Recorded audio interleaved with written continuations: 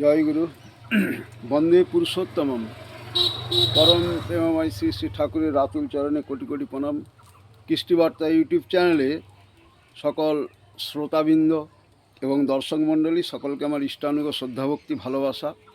বর্তমান যুগ পুরুষোত্তম শ্রী শ্রী ঠাকুর অনুকূল চন্দ্র একবারে কৃষি শিল্প বাণিজ্য দাম্পত্য জীবন এবং রাষ্ট্রিক জীবন সমস্ত কিছু পরিপূরণ দিয়ে গেছেন।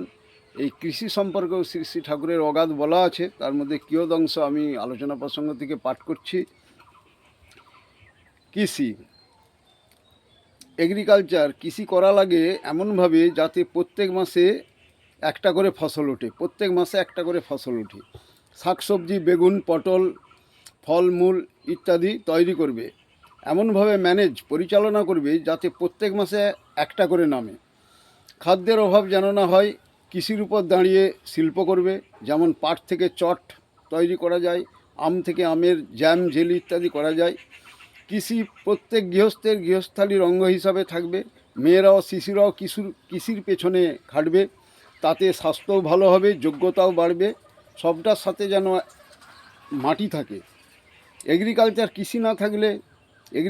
কৃষি না করলে শিল্পের ভিত্তি শক্ত হবে না, শিল্পী মাথা হবে না, শিল্পের উপাদানের জন্য পরামুখাপেক্ষী হয়ে থাকতে হবে। তাছাড়া উপাদানগুলি সামনে থাকলে ও মগজে উদ্ভাবনী বুদ্ধি থাকলে উপাদানগুলিকে আশ্রয় করে মাথাটাও খেলে ভালো। শূন্যের উপর দাঁড়িয়ে কিছু সৃষ্টি করা কঠিন ব্যাপার।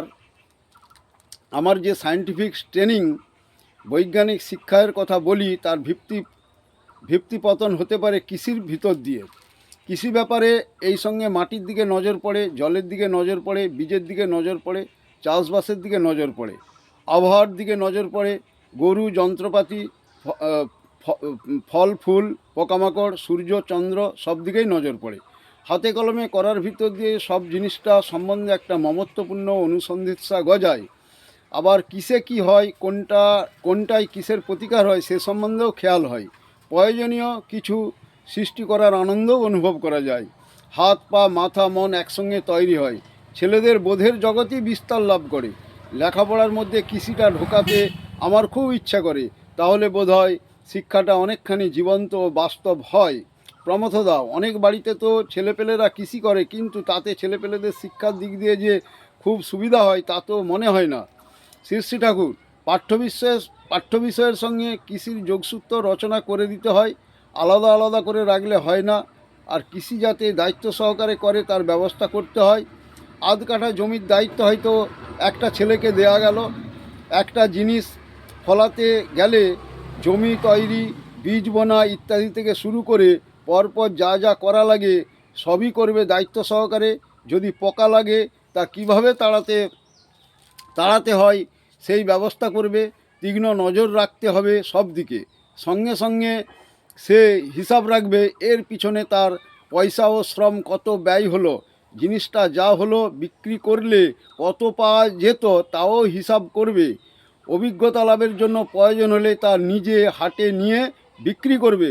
অবশ্য শ্রদ্ধার অবদান স্বরূপ নিজের অর্জন জিনিস যদি পাঁচজনকে দেয় সেই ভালো, কিন্তু সবটা যদি তার হিসেবের মধ্যে থাকে তাহলে প্রফিটেবল ম্যানেজমেন্ট, লাভজনক পরিচালনা জিনিসটা শিখবে। কোনো একটা কাজ যদি এইভাবে পুরোপুরি ও দায়িত্ব সহকারে করতে শেখে তার অনেক দাম আছে। এই প্র্যাকটিক্যাল এক্সপিরিয়েন্স, বাস্তব অভিজ্ঞতা এর উপর দাঁড়িয়ে সে নিজের জীবনে স্বাধীনভাবে উপার্জনের পথ খুঁজে বের করতে পারবে। আলোচনা প্রসঙ্গ পঞ্চম খণ্ড 25 পাতা 26 পাতায়। এই শ্রী শ্রী ঠাকুর কৃষি সম্পর্কে আরও অগাধ বলেছেন, ছড়ার মধ্যেও বহু বলেছেন। এই আজকে আমাদের কৃষিও অনেকটা যেন বিপর্যস্ত হয়ে গেছে। কৃষিতে নানা রকম রাসায়নিক আমরা সার প্রয়োগ করে মাটির গুণাগুণ নষ্ট করে দিচ্ছি এবং কীটনাশক নানা রকমের ব্যবহার করছি, তাতে স্বাস্থ্যের যে ক্ষতি হচ্ছে সেই সম্পর্কেও বলা আছে। এই ছোট ভিডিওর মধ্যে আমি একটু হিন্টস দিলাম যে ঠাকুর কৃষি, শিল্প, বাণিজ্য, দাম্পত্য জীবন এই সবটাই বলা আছে। এই কৃষকরা কিভাবে পরিচালনা করবে, এই কৃষিটাকে বাদ দিয়ে কৃষির উপরে আমাদের কিন্তু ভারতবর্ষের ভিতটা পুরো আছে। এই কৃষি সম্পর্কে ঠাকুর অগাধ ঢালোয়া দিয়েছেন। এই কৃষি কিভাবে এবং বাচ্চা বাচ্চা ছেলে যারা নাবালক তাদের দিকে দিয়ে কৃষিতে কিভাবে করা যায় এবং কৃষির উপরে নানা রকমভাবে তার মাথা খুলবে এবং উদ্ভাবনী শক্তি গজাবে এবং পাঠ্যপুস্তকের সঙ্গে কৃষিটা ঠাকুর বলেছেন রাখতে।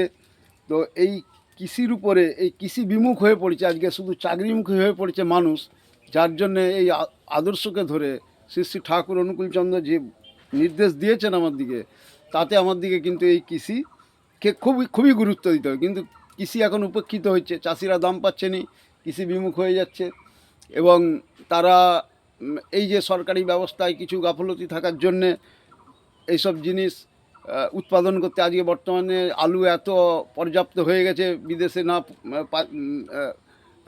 আপনাকে বাণিজ্য না হওয়ার জন্যে পাশাপাশি রাজ্য আলু কিনছেনি, সেখানে উৎপাদন হচ্ছে।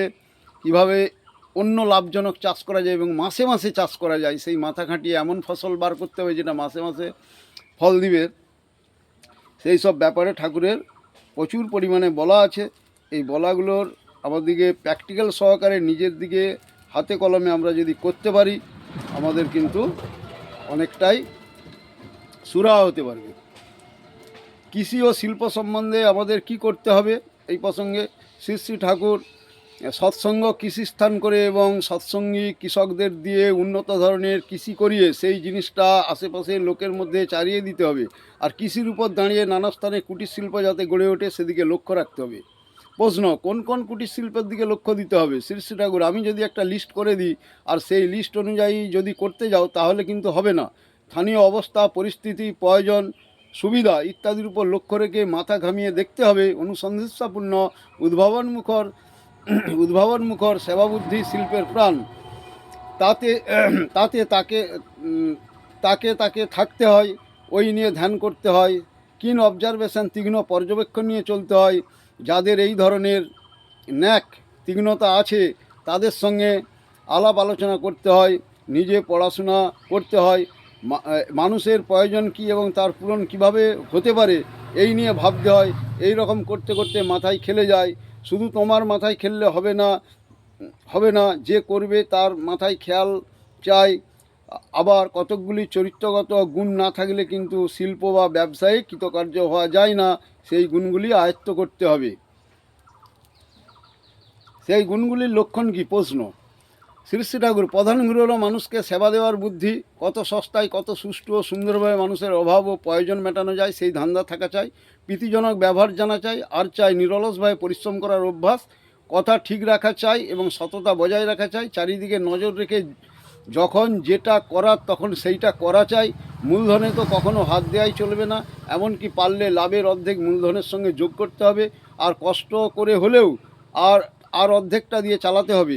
বাকি দেওয়ার ব্যাপারে খরিদ্দার বুঝে যাকে যতটুকু দেয়া চলে তার বেশি দিতে নেই এবং বাকি দিলেও জানা চাই কেমন করে মানুষকে না চটিয়ে সময় মতো তা আদায় করা যায়।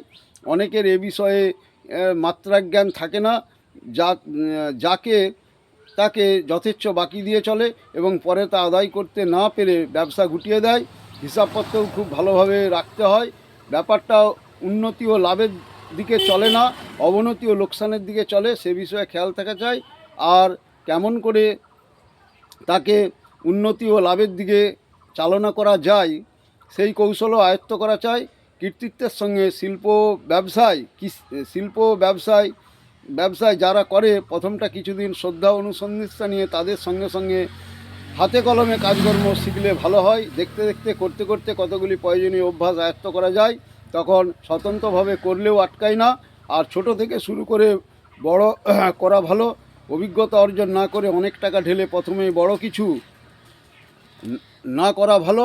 আর যথাসম্ভব অন্যের উপর নির্ভরশীল না হয়ে কাজের প্রত্যেকটা পদক্ষেপ নিজের জানা ও করা ভালো। অন্যকে দিয়ে করালেও নিজের তীক্ষ্ণ দৃষ্টি রাখা লাগে। আলোচনা প্রসঙ্গ পঞ্চম খণ্ড 142 পৃষ্ঠা 143 পৃষ্ঠা। আরও অগাধ আছে আজকে ছোট ভিডিওর মধ্যে। সকলের সুদীর্ঘ জীবন এবং মঙ্গল কামনা করে আমি এখানেই রাখছি। জয় গুরু।